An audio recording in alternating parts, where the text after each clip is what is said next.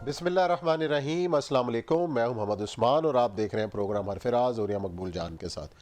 नाज़रीन, आज की बड़ी खबरों में एक बहुत ही अहम मामला है, वो है स्टेट बैंक का। कि स्टेट बैंक की खुद मुख्तारी के बाद जिसकी तजावीज़ अभी मंजूर हुई, बिल मंजूर हुआ, लेकिन एक बहुत अहम मामला वो ये है कि अफ़गान अवाम की मदद के लिए हुकूमत पाकिस्तान का कायम करदा जो फंड है उसका अकाउंट भी स्टेट बैंक ऑफ पाकिस्तान ने खोलने से इनकार कर दिया है।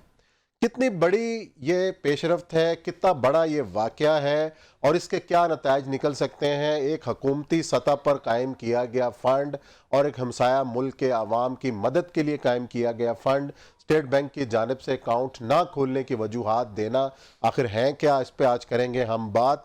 और आज जिक्र होगा अबू धाबी एयरपोर्ट के ऊपर मुबैना हमले का, जिसकी जिम्मेदारी हूसी बागियों ने कबूल की है। ये कितना अहम वाक़या इस रीजन के लिए, इस पर करेंगे गुफ्तगू। और आखिर में जिक्र होगा वफाकी शरई अदालत में ख्वाजा सरा केस का, कि आखिर आज वहाँ इस केस में क्या पेशरफ्त हुई, क्या आर्गूमेंट हुए। लेकिन बढ़ते हैं अपने पहले मौजू की जानिब। और यह साहब, स्टेट बैंक की जानिब से अकाउंट ना खोलना कितना बड़ा वाक़या है, कितनी बड़ी ये पेशरफ्त है, इस पर क्या कहेंगे आप? साहब 8 दिसंबर यानी आज एक महीना और तकरीबन 10 दिन हो गए हैं, हुकूमत पाकिस्तान ने स्टेट बैंक को एक हुक्म जारी किया। फाइनेंस डिपार्टमेंट, स्टेट बैंक जिसके पैसे से चलता है, स्टेट बैंक जिसकी सब्सिडरी है, स्टेट बैंक जो इस पाकिस्तान के अवाम के खजाने को का कस्टोडियन है, उसको एक इशू किया गया कि 8 दिसंबर को हम वज़ीर आज़म चाहते हैं कि एक रिलीफ फंड कायम किया जाए, जिसके हम लोगों को इकट्ठा करके पैसा करके हम जो है अफगानिस्तान के अवाम के लिए यहाँ से पैसे भेजें। उसके ऊपर पहले तो लेत लाल होती रही, कभी कुछ कभी कुछ कभी कुछ, और उसके बाद 2 दिन हुए कि जिस वक्त ये बिल पास हुआ है तो उन्होंने कहा कि चूंकि फैटफ जो है इसके ऊपर इतराज करेगा, इसलिए हम ये फंड नहीं खोल सकते अकाउंट। और ये बाकायदा गवर्नमेंट की तरफ से सोर्सेज से ये बात कंफर्म की गई है। आप मुझे बताइए कि जिस वक्त एक हुकूमत जाती तौर पे सुपरविजन कर रही हो, एक शफाफ और साफ अकाउंट खुला हो और जिसके अंदर साफ और शफाफ तरीके से लोग पैसे जमा करा रहे हो, आप मुझे बताइए उसमें मनी लॉन्ड्रिंग कहां से आएगी, किस जगह से आएगी? लोग एक आप पैसा जमा करेंगे, पैसा जमा करने का नाम आएगा, उसका शनाख्ती कार्ड आएगा, उसकी पूरी मनी ट्रेल आएगी, हुकूमत उसको सुपरवाइज करेगी, और वो हुकूमत जिसके पैसे की वजह से स्टेट बैंक चलता है। आज अगर पाकिस्तान के अवाम जो हैं वो कह दें कि हम 1 रुपया भी बैंक में नहीं रखने, तो रजा बाकर की हैसियत क्या रह जाती है? पाकिस्तान के अंदर तकरीबन 2 करोड़ 70-80 लाख के करीब बैंक अकाउंट है, खातेदारान जो हैं, यही खातेदारान जो हैं वो बाईपास करें, अगर हम जेब में पैसा रखेंगे तो रजा बाकर की औकात क्या है कि उस किस तरह का एतराज कर सके। असल मसला यह है कि उस्मान साहब, IMF ने वर्चुअली अपने नुमाइंदे यहां पर बिठा के एक किस्म का ताला लगा दिया स्टेट बैंक को, और ताला लगाने के बाद उन्होंने कहा है कि इस साल जो किस्त आपने देनी है 2700 कुछ जो है अपना अरब रुपए की किस्त है, वो पहले पूरी करो। जब पूरी कर लोगे तो फिर हम स्टेट बैंक का ताला खोलेंगे, फिर तिजोरी से आप अपने लिए और ये साहब मसला तो ये है कि आप खुद IMF के पास गए हैं पैसे लेने, IMF आपको पैसे दे रहा है, साथ अपनी शराइत भी आयद कर रहा है, साथ अपनी टीम भी साथ भेज रहा है। पहले वजीर खजाना साहब भी उनके थे, फिर स्टेट बैंक के गवर्नर भी उनके आए, डिप्टी भी उनके आए। तो जाहिर है जिसने पैसे देने हैं उसने अपनी शराइत तो रखनी है। अगर ये अकाउंट नहीं खुलता अब इस सूरत हाल के अंदर, अफगान सपोर्ट फंड जो भी है, अब उसका तरीकाकार क्या है? क्या हम इसको भूल जाएं या हम इतने बेबस हो गए हैं हम अपने फैसले भी खुद नहीं कर सकते? अब ये बेबसी की इंतहा है। देखें, एक बात तय है कि कुछ भी हो, कहीं भी लोग मौजूद हों, उन्होंने खाना होता है, उन तक रिस्क पहुंचता है। आप लीगल रास्ते बंद करेंगे, दूसरे रास्ते शुरू हो जाएंगे। जाहिर बात है, एक 6-7 करोड़ की पॉपुलेशन है वहां पर अफगानिस्तान के अंदर, और अफगानिस्तान के अंदर अगर आप नहीं भी भेजते थे तब भी उनकी यहां से और तो कोई रास्ता नहीं है उनके लिए। ठीक, लैंडलॉक कंट्री है, लैंडलॉक कंट्री को पाकिस्तान के रास्ते जाएगा या ईरान के रास्ते जाएगा, कहीं ना कहीं से उनको कुछ ना कुछ पहुंचता रहेगा। और ईरान तो ऑलरेडी जो है वो इस तरह की सूरत हाल में है कि वो पहुंचा भी देगा, क्योंकि जाहिर बात है उस पर तो वैसे पाबंदियां लगी हुई हैं और वो तो अपनी बंदरगाह को इस्तेमाल कर। इसका मतलब यह है कि स्टेट बैंक पाकिस्तान की बुनियादी स्ट्रेटेजी के ऊपर हाथ अटैक कर रहा है। यानी पाकिस्तान इस खित्ते के अंदर अपना मगरबी सरहद जो है उसको सेव करना चाहता है। तालिबान की गवर्नमेंट 20 साल के बाद पाकिस्तान के हक में एक गवर्नमेंट आई है, पाकिस्तान का मफाद है। स्टेट बैंक किसके एजेंडे पे चल रहा है? क्या भारत के एजेंडे पे लेकिन चल एक रहा है? आर्गुमेंट तो और ये सब ये दिया जा रहा है कि अफगान तालिबान की इस हुकूमत को अभी किसी भी मुल्क ने कबूल नहीं किया बशमूल पाकिस्तान के। जब एक हुकूमत ही रिकॉग्नाइज नहीं है तो उसकी मदद के लिए अकाउंट कैसे खोले? ये आर्गुमेंट दिया जा रहा है। उस्मान साहब, जिस हुकूमत को तस्लीम नहीं किया गया था, हुकूमत की छोड़ दें, जब वो तालिबान थे क्या उनको जहाज पे टिकट मिलती थी? वो कतर जाते थे, वो कतर में रहते थे, वो जाके उस दौरान जिस वक्त मुज़ाकरात हो रहे थे वो ईरान जाते थे, मुज़ाकरात करते थे, वो चीन जाते थे, मुज़ाकरात करते थे, वो रूस जाते थे, मुज़ाकरात करते थे, वो पाकिस्तान आते थे, मुज़ाकरात। ये किस किस्म का तमाश भी नहीं है यार कि आप एक पूरे का पूरा, और आप लिखते हैं कि हम जो एग्रीमेंट है अमेरिका का उसका देखें कि Taliban Islami Amarat Afghanistan of which United States does not recognize agrees to, आप एक पूरा मुआहदा करते हैं, उस मुआहदे के तहत आप फौजों को इनखला करते हैं, और क्या रिकॉग्नाइजेशन होती है? आप इसका मतलब यह है कि sir sign of paper recognition होती है। अमेरिकन सफीर वहां जाके मिलते हैं, बाकी लोग वहां जाके कतर में उनसे मुज़ाकरात करते हैं। कैसी मसला ये नहीं है, मसला ये है कि वो तो बात इशू है, उसके बावजूद भी एयरलाइंस आ रही हैं, ठीक है, मुख्तलिफ किस्म के सफीर, अभी वो उन्होंने अभी ताजिकिस्तान वो गए हुए थे इसी बात के मुज़ाकरात के ऊपर, अभी वो जाके वहां पर ईरान में जाके उन्होंने जाके मुज़ाकरात किया है कि जो अहमद शाह मसूद के बेटा और हिकमत यार इन सारों के बारे में क्या हो, वापस आओ और मेन स्ट्रीम के अंदर शामिल। अभी उन्होंने अपना बजट भी मंजूर किया है। उनका मसला सिर्फ यह है कि आपने एक इंटरनेशनल सीजर बनाया हुआ है, वो अपनी जगह मौजूद है, लेकिन मुझे सिर्फ कहने की सिर्फ बात यह है कि स्टेट बैंक जो है ये किसका बैंक है जिसने पाकिस्तान के बुनियादी मफाद के ऊपर अटैक किया है? मफाद आपका जी, आप 20 साल आप लड़ते रहे, 20 साल का 40 साल से आप लड़ रहे हैं कि क्योंकि 40 साल पहले भारत ने अफगानिस्तान के अंदर अपने रिश्ते मजबूत किए थे, ज़ाहिर शाह के जमाने में मजबूत थे। मुझे याद है कि काबुल शहर के बीचों बीच पश्तूनिस्तान चौक होता था, जिसको बाद में लोगों ने फिर पाकिस्तान चौक का नाम दिया, आरियाना होटल के साथ होता था। आप देखें उस पश्तूनिस्तान चौक पे वो नारे जो पाकिस्तान के बारे में लहज़गी, जिस अफगानिस्तान के अंदर एक जमाने के अंदर सारे के सारे यहाँ से लोग उठ के जाते थे। ये जो नैप के लोग गए थे, जब ये अजमल खटक गया था और वो जुबा खान सूफी ने जैसा बात खोली है जिसमें इंडियन एम्बेसडर वहां आके पैसे बांटता था और पाकिस्तान में धमाके होते, वो अफगानिस्तान अगर आपके साथ एक तरह की बेहतर रिलेशनशिप में आ गया है और वो जमाना नहीं रहा जब 40 को वहां इंडियन कॉन्सुलेट खुले हुए हों और आपको हर वक्त खतरा हो कि वहां से लोग आएंगे।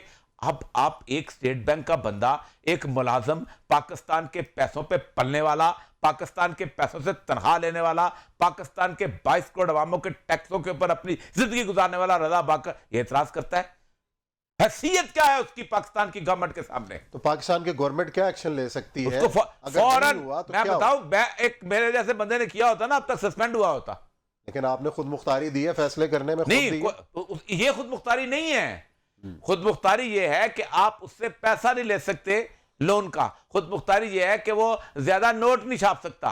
खुद मुख्तारी ये है कि वो बैंकों को ज्यादा से ज्यादा लिवरेज दे सकता कि तुम ये इस तरह से बाहर चले जाओ। खुद मुख्तारी ये है कि वो इन्फ्लेशन को कंट्रोल करता है। ये खुद मुख्तारी किधर से आ गई?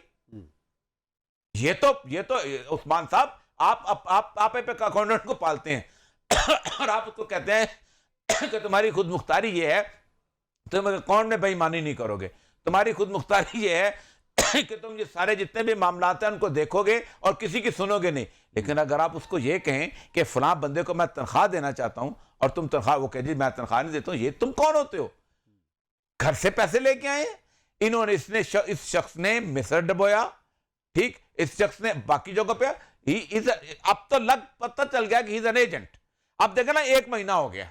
नहीं, नौकरी तो उनकी वो कर रहे हैं, अब वो पाकिस्तानी है, वो पाकिस्तानी हुकूमत ने उनको अपॉइंट किया है। अब मसला ये कि जो बीच में मसला है उसको हल होना चाहिए। जी, पाकिस्तानी हुकूमत को क्लियर करना चाहिए। या तो ये है कि इन्होंने ऐलान कर दिया और ऊपर से आया दबाव, इन्होंने उसको कहा तुम इनकार कर दो। एक ये तरीका भी होता है ना, उसने इनकार कर दिया, कहा जी वो फैक्टिव कहां से आ गई भाई? फैक्टिव इज फॉर मनी लॉन्ड्रिंग। यहां मनी लॉन्ड्रिंग से होती है जब रियासत इन्वॉल्व ना हो। जब रियासत आ गई, जब ओपन अकाउंट खुल गया, जब ओपन अकाउंट के अंदर पैसे जमा कराने वालों का पता चल गया, जब सारे का सारा उसका ट्रेल पता चल गई, फिर मनी लॉन्ड्रिंग कहां से हो गई? उस पैसे, जाहिर बात है उस फंड के अंदर आपने यही करना था ना कि आवाम से अपील करनी थी और ये करना। अब क्या होगा? अब वो जो बात अमेरिका कहता है और तालिबान नहीं मानते, वही बात हमसे वो मनवाना चाहते हैं। अमेरिका कहता है कि मैं एनजीओज को पैसे दूंगा और वो खर्चा करेंगे, तालिबान कहते हैं नहीं, आप गवर्नमेंट को पैसे दे और हर अभी भी आप देखिए पाकिस्तान से भी जितने लोग जा रहे हैं वो कहते हैं रियासत आपको दें, रियासत हमें दें। हालांकि पाकिस्तान वालों को तो आदत है अफगानिस्तान में जाके मदद करने की, 1979 से मदद करते चले आ रहे हैं। कौन कौन है जो वहां नहीं गया? कौन कौन है जिसने टोपी नहीं पहनी अफगान जहाज की? कौन कौन है जिसने अफगान जहाज के ऊपर यहाँ पर फंड इकट्ठे नहीं किए और ट्रेनिंग नहीं की? यहाँ कुछ नहीं होता रहा इस मुल्क के अंदर। उन्होंने तालिबान ने कहा नहीं, ये मामला अब नहीं चलेगा, जैसे हमने पहले किया था कि हम आपके स्टेट के साथ, जब एक रियासत बन गई है, एक नज़्म इज्तिमाई हो गया है, इस्लाम भी यही कहता है, शरीयत भी कहती है कि उस नज़्म इज्तिमाई के साथ आज मामला तय करेंगे। और नज़्म इज्तिमाई के साथ मामला तय करना चाहते थे, या तो गवर्नमेंट को क्लैरिफाई करना पड़े कि पाकिस्तान के अंदर एक और रियासत बन गई है, या तो जामिया हफ्सा बन गई है यहाँ पर स्टेट बैंक जो है।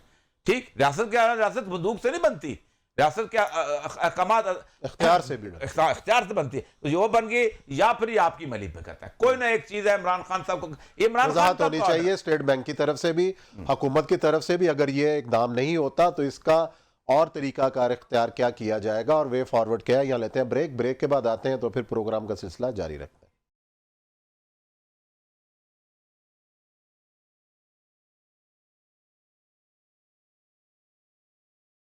आज एक बड़ा वाकया हुआ है, वो है अबूधाबी, जहां पे अबूधाबी एयरपोर्ट पर निशाना बनाया गया ऑयल टैंकरों को और कहा यह जा रहा है कि हूसी बागियों की तरफ से हमला किया गया। इसके अंदर एक पाकिस्तानी भी जाँ बहक हुए और बाकी 2 मरने वालों का ताल्लुक भारत से है।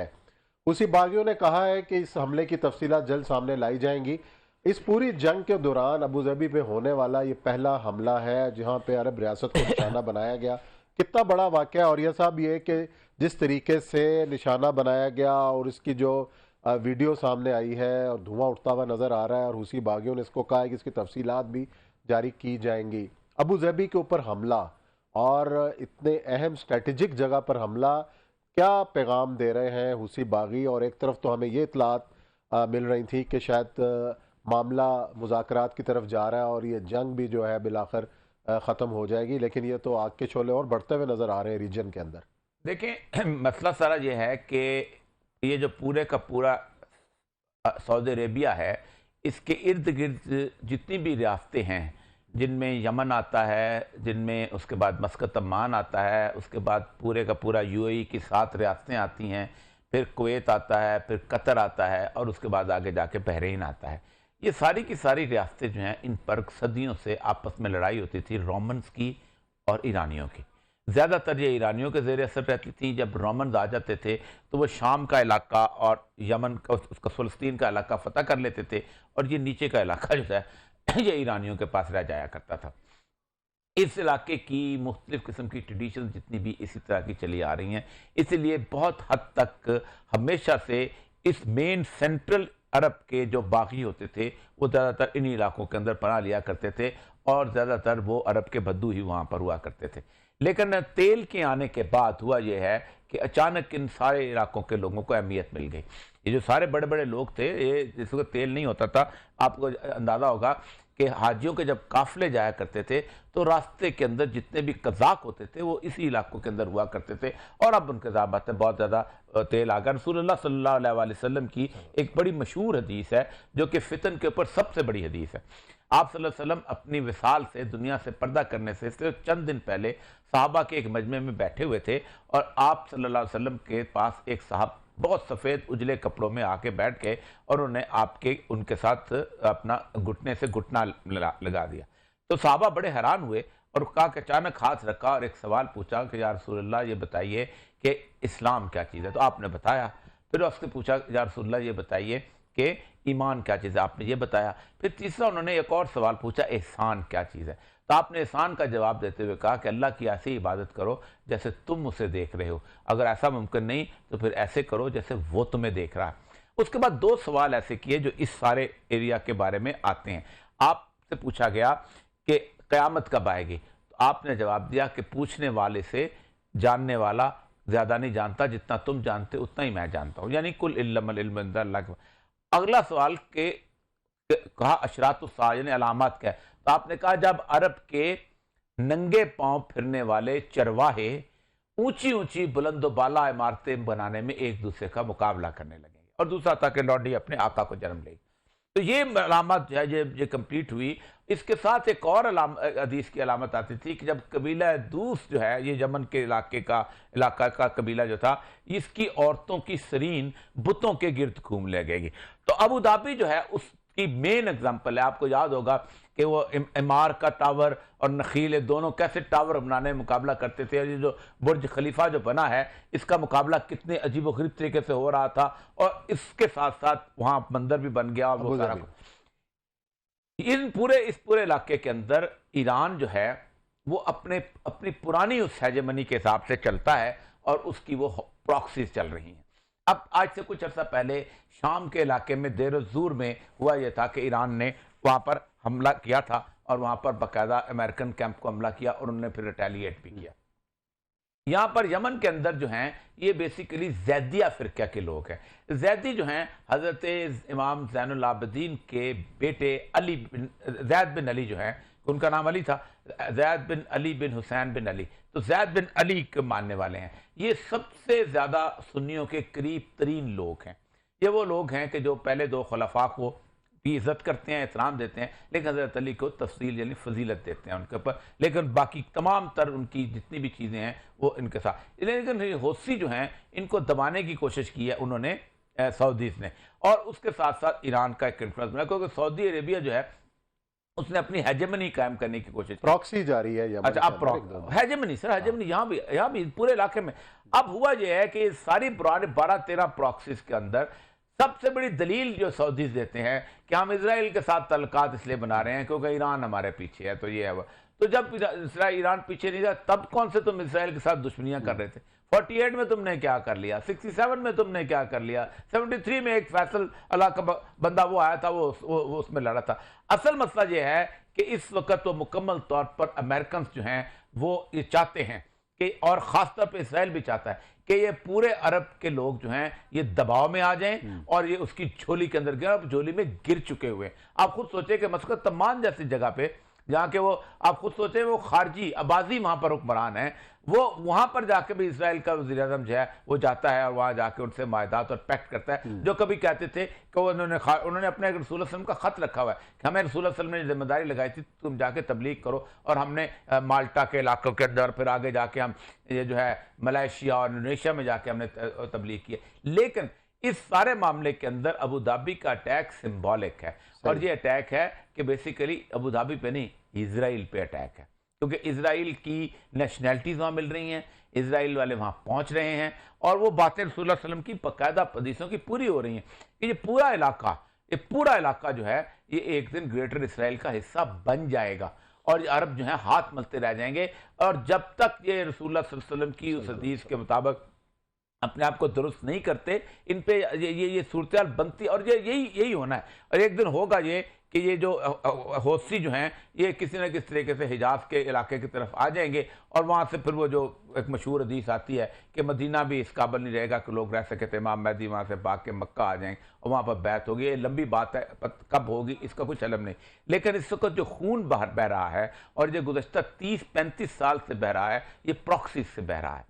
अब वो प्रॉक्सीज जो हैं इस लेवल पे आ चुकी हुई हैं कि कम से कम कोई 17-18 ग्रुप तो इस वक्त शाम और इराक में काम कर रहे हैं, कोई 12-13 ग्रुप जो हैं वो यहाँ पर काम कर रही है। अंसार जो है इसके यमन का ग्रुप जो है इसको ईरान सपोर्ट कर रहा है। फिर लेबनान की हालत बुरी हो गई है, अब तो दिवालिया हो चुका है। लेबनान जिंदा रहने के लिए लोगों के पास पैसा नहीं रह गया, खाना खाने के लिए रोटी नहीं रह गई। इसी सारी कॉन्फ्लिक्ट के अंदर ये शिया का इलाका है, ये सुन्नी का इलाका है, ये ईसाई का इलाका है, ऐसा बटा हुआ है कि आप एक गली से दूसरी गली तक आप क्रॉस नहीं कर सकते। तो ये पूरे का पूरा खित्ता जो है इस बुरी तरह की इस आग की लपेट में आ गया है कि वो हदीस मुझे आज बिल्कुल सच होती साबित हो रही है कि आप सल्लल्लाहु अलैहि वसल्लम ने फरमाया कि मशरक का समुंदर बंद हो जाएगा, जो जहां है वहीं रह जाएगा और बाहर नहीं निकल सकेगा। और मशरक का समुंदर जो है वो वही है कि जो शत्रुल अरब से शुरू होता है और खलीज फारस से होता हुआ गवादर तक और पसनी तक इस जगह पे आता है। असल मसला ये है उस्मान साहब कि ये जो अटैक हुआ है ये बुनियादी तौर पर न सिर्फ अबू धाबी पर अटैक हुआ है बल्कि अबू धाबी की उस पॉलिसीज और इसराइल के उस मामले पर अटैक हुआ है कि अब देखते ये हैं कि अगर इसराइल बीच में कूदता है, क्योंकि इसराइल का पिछले बेंजामिन नेतन्याहू का बयान भी आया था, उसने कहा था कि हम जो हैं, और वो जो नया उनका वो है उसका भी बयान आया था वज़ीर आज़म का कि हम खुद निपट लेंगे, अमेरिका पीछे हट जाए, हम खुद संभाल लेंगे उस पीछे। अब देखें ना 4 फ्लाइट्स हैं डेली वहां पर। मिस्र की हालत यह है कि सुबह बस चलती है वहां से जमलक से जजीरे से और वहां जाके सीधी तल अबीब पहुंचती है, शाम को ये लोग अपना डांस वांस पार्टियां अटेंड करते हैं, वीकेंड में सुबह सवेरे वापस दूसरी बस पे आ जाते हैं या रात रुक के सुबह आ जाते हैं। ये वहां पर हालत हो चुकी है और उर्दन का भी हाल यही है, उसने भी तस्लीम किया हुआ है, रे पीछे गया है। अब यही हालत हो गई है कि या तो आप अपने तौर पर जिंदा रहो और दूसरों को मत छेड़ो। अब वो दूसरों को छेड़ते हैं। ये यमन का जो क्राइसिस है, ये यमन का क्राइसिस आज से नहीं है, गुज़िश्ता 2011-12 से चलता चला आ रहा है। अबू धाबी में क्राइसिस नहीं बना, उन्होंने ओवरऑल कंट्रोल कर लिया क्योंकि ज्यादातर आबादी जो थी वो बाहर के लोगों की थी और बाहर के लोगों का तो मसला है, जिसने कुछ किया उसको कान से पकड़ के उसके मुल्क वापस भेज दिया। इसी तरह कतर में भी नहीं हो सका, इस तरह कतर में कोशिश की गई थी, आपको याद होगा, खाते की कोशिश की गई थी और उन्होंने अबू धाबी पे इल्जाम भी लगाया था, लेकिन वो टेक ओवर कर ले क्योंकि आबादी थोड़ी है, बाकी आबादी दूसरी। बहरीन का जो मसला है वो मजीद और संजीदा है और बहरीन के अंदर आपको याद होगा कि पॉपुलेशन जो है वो एक और सेट किया है, दूसरे और सेट के हैं, उन्होंने और तरह के लोगों को भर्ती करके फौज के उसके ऊपर कब्जा करने की कोशिश की हुई है और बहरीन के साथ दमाम का इलाका आता है। ये सारा कॉन्फ्लिक्ट जोन बन चुका हुआ है और ये कॉन्फ्लिक्ट मुसलमानों का आपस का कॉन्फ्लिक्ट का है। ये बिल्कुल वही कुरान की आयत वाली बात है कि कुल वल कादिर, अल्लाह कहता है अल्लाह जब अज़ाब मिनकुम फौकुम, मैं तुम्हारे पर अज़ाब नाज़िल करूँ तुम्हारे सरों के ऊपर से, व तहत अर्जुलकुम, और तुम्हारे पाँव के नीचे से। लेकिन एक और चीज़ है, वजल बसकुम शीयन, और मैं तुम्हें ग्रोहों में तकसीम करके, युज़ी का बाज़कुम बासल बाद, मैं तुम्हें ग्रोहों में तकसीम करके एक दूसरे की गर्दनें कटवा कर अजाब का मजा चखाऊं। ये एक दूसरे की गर्दनें कटवा कर अजाब का मजा, अब वो वहां से रिटेलिएट करेंगे, गरीब आदमी उधर भी मरेंगे और रोज मर रहे हैं, सऊदी अरब वहां कर रहा है, ये उधर कर रहे हैं, सिर्फ मुसलमान मर रहे हैं और कोई इनको बिठाने की कोशिश नहीं करता। इमरान खान साहब बातें करते थे शुरू में, हम कर लेंगे, सुलह कराएंगे, ईरान की और सऊदी अरब की सुलह कराएंगे, चीन और अमेरिका की भी सुलह कराएंगे। 3 अरब डॉलर आप लेते हैं भीख में, फिर कहते हैं हम सुलह कराएंगे, और सुलह कराता है बंदा जो इंडिपेंडेंटली आजादाना। अच्छा, और ये सब वैसे आपस की बात है कि इस वक्त दुनिया में कोई ऐसा मुस्लिम रहनुमा, कोई ऐसा मुसलमान मुल्क जो इन सबको बिठाने की सताहत रखता हो, कुव्वत रखता हो, कोई एक नाम हो तो बताएं। सर यही वो खिला है उस्मान साहब कि जिस खिला में लोग इंतजार करेंगे कि अल्लाह तबारक व तआला जो है हम में कोई ऐसी कुव्वत भेजे। इमाम महदी पे इसलिए तो लोग इकट्ठे होंगे कि जब मुकम्मल तौर पे खिला। असल मसला यह है कि मुसलमानों का कोई रहनुमा नहीं है, जितने भी 57 इस्लामी मुल्क हैं सबके हुक्मरान सेकुलर हैं। मोहम्मद उस्मान जो है कोई मुसलमान हुक्मरान है, सेकुलर हुक्मरान। इमरान खान सेकुलर हुक्मरान है, इससे पहले मुशर्रफ सेकुलर हुक्मरान था, बशार अल असद सेकुलर हुक्मरान है, उसके बाद सेकुलर डिक्टेटर्स हैं, उसके बाद ये जो सीसी लगा ये सेकुलर डिक्टेटर है। इसने कुछ इवन मातर मोहम्मद को आप ले लें, वो भी सेकुलरिज्म पूरे का पूरा सेकुलर हिसाब से चलता है। और हुसैन वाजिद को उसको मुसलमान हुक्मरान, जिस तरह बाकी यूरोप के सेकुलर हुक्मरान होते हैं वैसे सेकुलर, तो वो सेकुलर वैल्यूज को लेकर चलते हैं, लिबरल वैल्यूज को लेकर चलते हैं। इसलिए तो उसने कहा मोहम्मद मुसलमान ने कि हम तो आप आगे बढ़ जाएंगे, हम तो यूरोप बना देंगे इस पूरे इलाके को। और जब आप देखेंगे कि जब यूरोप बनना शुरू होगा, सर अमन होगा तो यूरोप बनेगा। हाँ, तो ये नहीं पता कि लोग नहीं चाहते। ये लोगों ने जिस वक्त इस मूवमेंट चली थी तो लोगों ने इस्तकबाल किया था कि यार हमारे अंदर मसाइल बने हुए हैं। अब्दुल वहाब नजदी की जब मूवमेंट थी बहुत मशहूर हुई थी, तो लेकिन उसके बाद जब आले सऊद साथ मिली है तो उन्होंने उसको तबाह बर्बाद कर दिया। चला जी, देखते हैं क्या पेशरफ्त होती है और ये मामला क्या रुख इख्तियार करता है। यहाँ लेते हैं ब्रेक के बाद आएंगे और इश्यूज के ऊपर बातचीत का सिलसिला जारी।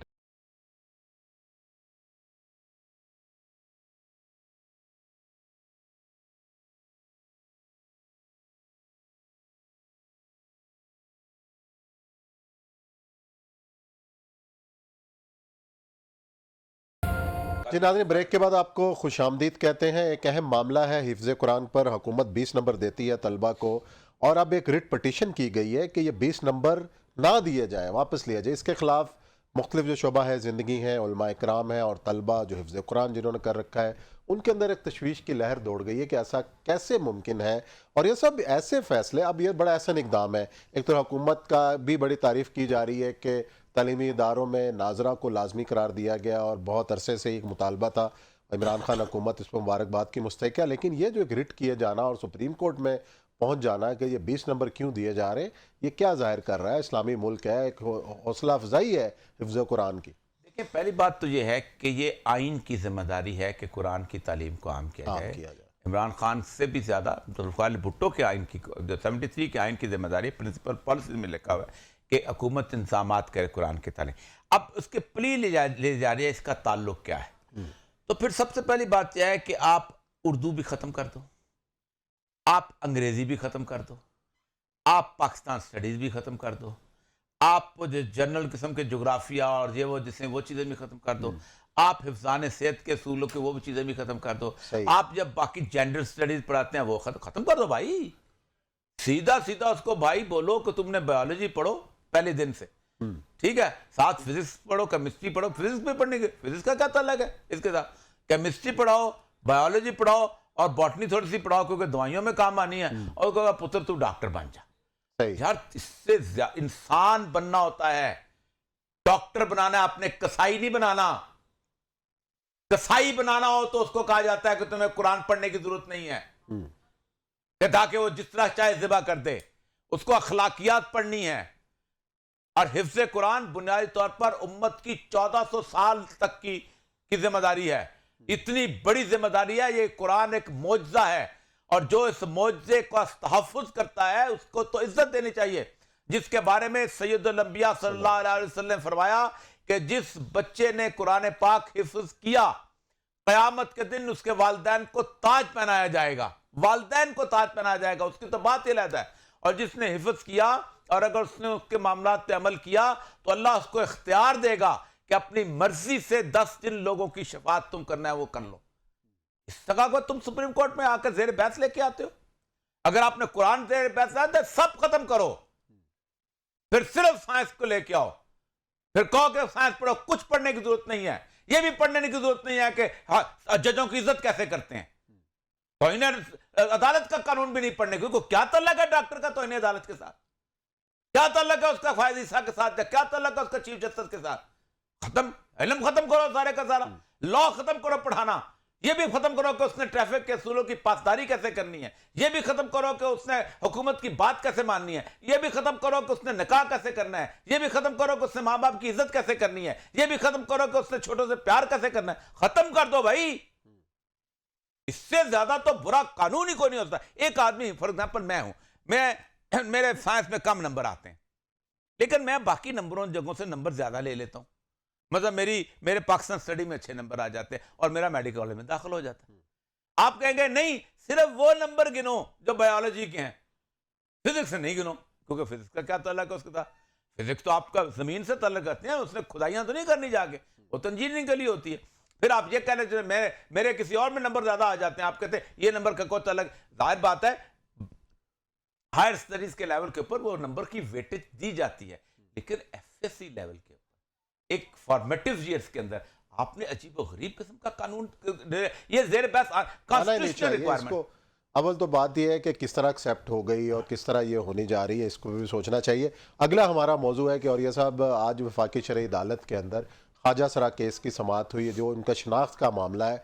ज़ेर बहसरा आप खुद आज भी अदालत के अंदर पेश हुए, शहर इक़्तिदार के अंदर, तो क्या मामला आज रहे हैं, ज़रा बताइएगा कि आज कोई बड़ी जो बात हुई हो रिमार्क्स के अंदर, और आपने जो दलाइल दिए हैं उनका जो महवर था वो क्या था, और अदालत का जो मूड और जिस किस्म के रिमार्क्स आए सामने उसके बारे में बताएं। देखिए, आज बड़ी ज़हर हासिल बहस हुई है। मैंने भी तकरीबन 1 घंटे के करीब वहाँ दलाइल दिए हैं, और आज अच्छी बात ये हुई है कि जो बुनियादी तौर पर हमारी कंटेंशन थी कि इस जो कानून बनाया गया, इससे एक रास्ता निकाला गया है LGBT का, क्योंकि इसमें ये कहा गया है कि कोई एक शख्स जो है वो जैसे सेल्फ परसीव्ड उसकी आइडेंटिटी होगी, उसके हिसाब से वो जो है वो आगे जाके वो अपने आप को सेक्स चेंज कर सकता है, और नाज़रा को इख्तियार दे दिया गया, उसके रूल्स भी बनाए। तो आज अदालत ने जो बुनियादी हुक्मनामा जारी किया है, उन्होंने ये जारी किया है कि हुकूमत से मांग लिया है कि बताएं कि अगर एक आदमी जाली ख्वाजा सरा बनता है तो उसकी क्या पहचान है। तो हमारा जो बेसिक कंटेंशन ये थी कि शरीयत जो है वो 4 हिस्सों में तकसीम करती है ख्वाजा सरा को।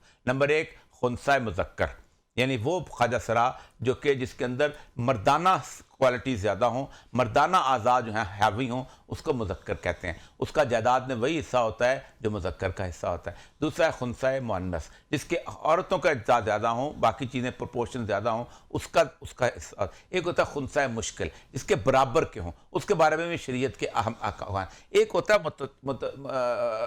मुतखन्नस, इस कहते हैं कि जो बना हुआ होता है हिजड़ा। इस पर रसूलुल्लाह सल्लल्लाहु अलैहि वसल्लम ने बाकायदा लानत कीजिए है और बाकायदा अदालत ने भी इसके ऊपर लिखा है कि बाकायदा लानत के जो बनता है। अब इसके लिए मेडिकल एग्जामिनेशन बहुत ज़रूरी है, तो उसके ऊपर हमने जब ये कहा, देखें हम कहते हैं आप मेडिकल एग्जामिनेशन नहीं कहा, मैंने कहा मैं जब नादरा के पास जाता हूँ, मेरे पास एक अस्पताल का सर्टिफिकेट होता है कि ये बच्चा मर्द पैदा हुआ है या ये बच्ची औरत पैदा हुई है। उसके साथ साथ 1920 के अंदर रजिस्ट्रेशन बनी थी, रजिस्टर अम्बार, एक दाइया होती थी जो सर्टिफिकेट देती थी कि ये मर्द पैदा हुआ है और ये औरत पैदा हुई, उसके हिसाब से रजिस्ट्रेशन होती थी बाकायदा वहाँ पर उसके अंदर, और वहाँ से वो चला आ रहा था। आज बगैर मेडिकल सर्टिफिकेट के हमारी रजिस्ट्रेशन नहीं होती। इस तरह फिर हमने ये भी दलाइल दिए कि शरीयत ये कहती है कि एक आदमी जो है वो पैदाइश के वक्त उसका कैसे मुखन्नस का पता चलेगा और बलूगत के बाद कैसे पता चलेगा, यानी वो बालग हो जाता है तो फिर उसकी कैसी अलामतें होती हैं। लेकिन जो सेल्फ परसीव्ड आइडेंटिटी कहा गया हुआ है, ये तो दुनिया के किसी कानून में नहीं होती। मतलब ये ऐसे ही है कि मैं जाके कह दूं कि मैं अंदर से कातिल हूं, लगता है मुझे, ठीक है, अगर मुझे माना जाए, क्योंकि मुझे अल्लाह ने मेरे अंदर कातिल की रूह रखी हुई है। एक कहता है मेरे अल्लाह ने मेरे अंदर खुदकुशी करने वाली रूह रखी हुई है।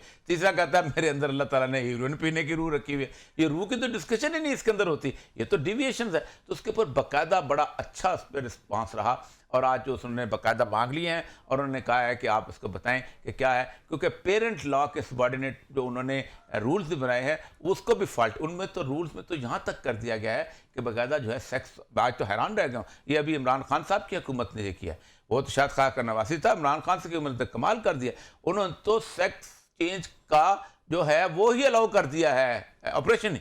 अच्छा, हाँ, उन्होंने बाकायदा जो रूल बनाया उसने कहा है कि WHO की जो ट्रांसजेंडर हेल्थ गाइडलाइन है उसके मुताबिक आप अमल करेंगे। उसके अंदर तो सब कुछ है, आप लेज़र करवा सकते हैं बाल रिमूव करने के लिए, आप अपना इम्प्लांटेशन कर सकते हैं अपना जिस्मानी अज़ा को बढ़ाने के लिए, आप उसके साथ साथ ये है कि आप अपना सेक्स जेंडर उसको चेंज कर सकते हैं, सेक्स चेंज ऑपरेशन करा सकते हैं, वो जो आर्टिफिशियल किस्म के जो अच्छा, लेकिन और ये सब आप ये जो आज जो सारे रिमार्क्स हुए, अगर ये दलाइल मान लिए जाते हैं और जो कानून साजी पार्लियामेंट ने कर दी है इस हवाले से, जिसके हवाले से आप वफाकी शरई अदालत गए हैं, उसके बाद तरीकाकार क्या होगा? वफाकी शरई अदालत अगर फैसला देती है, आर्टिकल 227 बाइंडिंग है, शरीयत कोर्ट की रूलिंग बाइंडिंग है कानून उसके अंदर, और वो बाइंडिंग ये है कि आपको कानून उसके मुताबिक तब्दील करना पड़ेगा। बिल्कुल ठीक है कि अगर वफाकी शरई अदालत इसके खिलाफ फैसला देती है तो पार्लियामेंट को फिर यह कानून तब्दील करना पड़ेगा। इसी नोट के साथ प्रोग्राम खत्म करते हैं। कल इंशाल्लाह नए मौज़ूआत के साथ